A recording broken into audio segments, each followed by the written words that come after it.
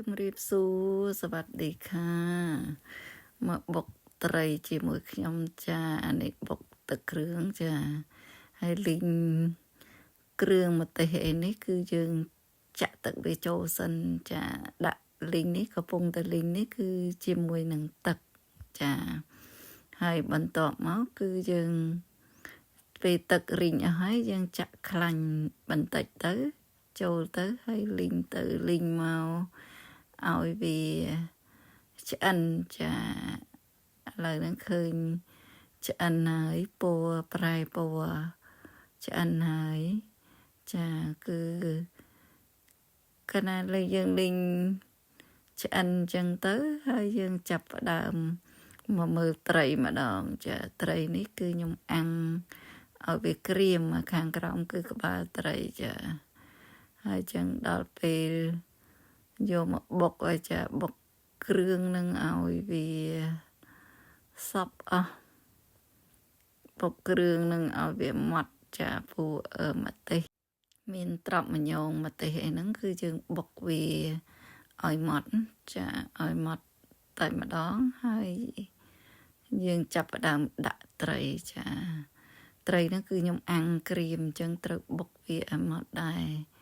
ចាអាំងវាឲ្យក្រៀមហើយបុកឲ្យម៉ត់តែម្ដងចាបងប្អូនចូលចិត្តហឹរដាក់ម្ទេសឲ្យច្រើនឲ្យហឹរបានឆ្ងាញ់ចាហឹរជូររៀងមិនប្រៃបានទេគឺល្មមរសជាតិបុកចាហើយបើយើងដាក់ស្ករដាក់តែចុងស្លាបព្រាបន្តិចបានហើយព្រោះ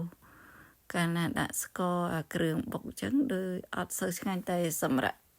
ស្រេចតែចំណង់ចំណូលចិត្តបងប្អូនអ្នកខ្លះក៏ចូលចិត្តផ្អែមអីចឹងទៅចាឥឡូវចាប់ផ្ដើមបុកត្រីឲ្យម៉ត់តែម្ដងចាហើយបុកឡើងញាប់ឆ្មេ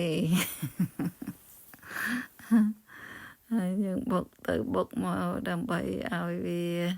ត្រឡប់ទៅត្រឡប់មកដើម្បីឲ្យវាសប់ចាពួកចម្ពោះបុកអញ្ចឹងយើងចោលប្រហុកអត់បានទេចា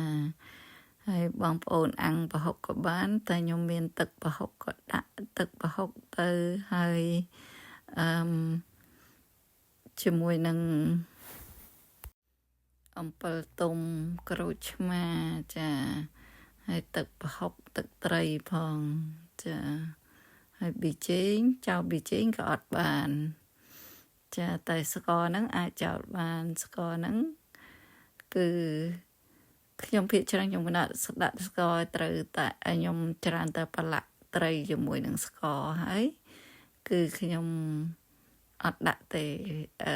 ស្ករហ្នឹងអញ្ចឹងបើបងប្អូនដាក់បងប្អូនចូលចិត្តផ្អែមតើដាក់ស្ករថែមតែត្រីដែលខ្ញុំអាំងគឺខ្ញុំត្រូវតែ